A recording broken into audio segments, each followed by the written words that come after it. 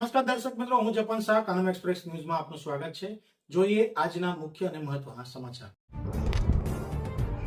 ભારતીય જનતા પાર્ટીનો 47મો સ્થાપના દિવસ રાજપીપળા કમલમ ખાતે ઉત્સાહભેર ઉજવાયો હતો। ભારતીય જનતા પાર્ટીનો 47મો સ્થાપના દિવસ નર્મદા જિલ્લાના મુખ્ય મથક રાજપીપળા ખાતે આવેલા ભાજપના કાર્યાલય કમલમ ખાતે ઉત્સાહ અને ગૌરવભેર ઉજવવામાં આવ્યો હતો। આ પ્રસંગે પાર્ટીના કાર્યક્રમોમાં નવી ઉર્જા અને ઉત્સાહ જોવા મળ્યો હતો। આ કાર્યક્રમમાં ભરૂચ નર્મદા લોકસભા ક્ષેત્રના સાંસદ શ્રી મનસુખ વસાવા, નાંદોદ ધારાસભ્યના ડોક્ટર દર્શનાબેન દેશમુખ, ભાજપ નર્મદા જિલ્લા પ્રમુખ શ્રી નીલ રાવ, પ્રભારી અર્જુનભાઈ ચૌધરી, ધારાસભ્ય ભરૂચ રમેશભાઈ મિસ્ત્રી, પૂર્વ ધારાસભ્ય હર્ષદભાઈ વસાવા સહિત જિલ્લાના વિવિધ મંડળોના આગેવાનો, પદાધિકારીઓ તથા સેંકડો કાર્યકરો હાજર રહ્યા હતા।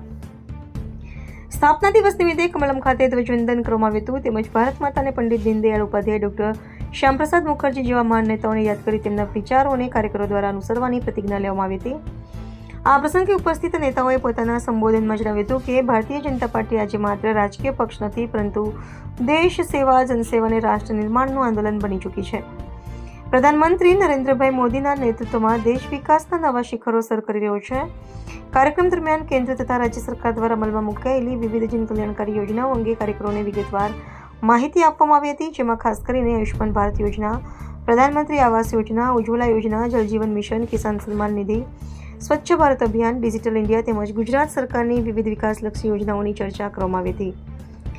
સાંસદ મનસુખ વસાવાએ જણાવ્યું હતું કે નર્મદા જિલ્લો વિકાસના પથ પર સતત આગળ વધી રહ્યો છે અને કેન્દ્ર રાજ્ય સરકારના સહયોગથી જિલ્લાના ગામડાઓ સુધી વિકાસ પહોંચાડવામાં ભાજપના કાર્યકરોનો મહત્વનો ફાળો રહ્યો છે।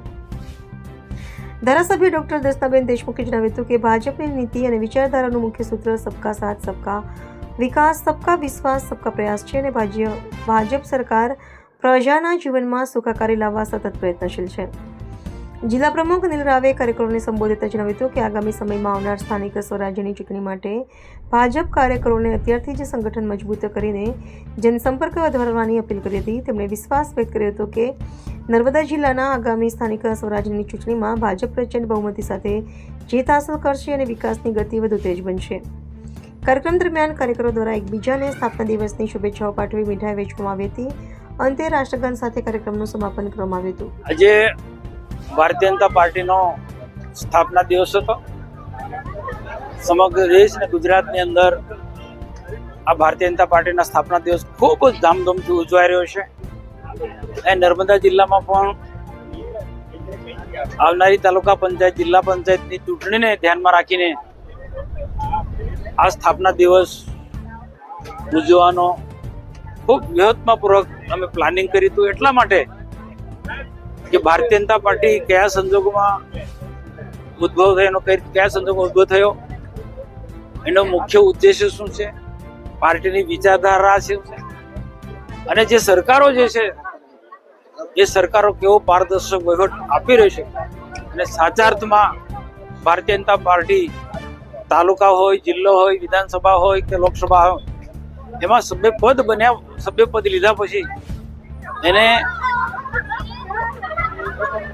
રાષ્ટ્ર માટે કામ કરવાનું છે, રાષ્ટ્ર કલ્યાણ માટે કામ કરવાનું છે અને રાષ્ટ્રને સમર્પિત કાર્યકર્તાઓએ ભારત માતાને પરમ વૈભવના શિખરે પહોંચાડવા માટે આ સત્તામાં આવવાનું છે। સત્તા થકી પ્રજાની, જનતાની અને રાષ્ટ્રની સેવા કરવાની છે।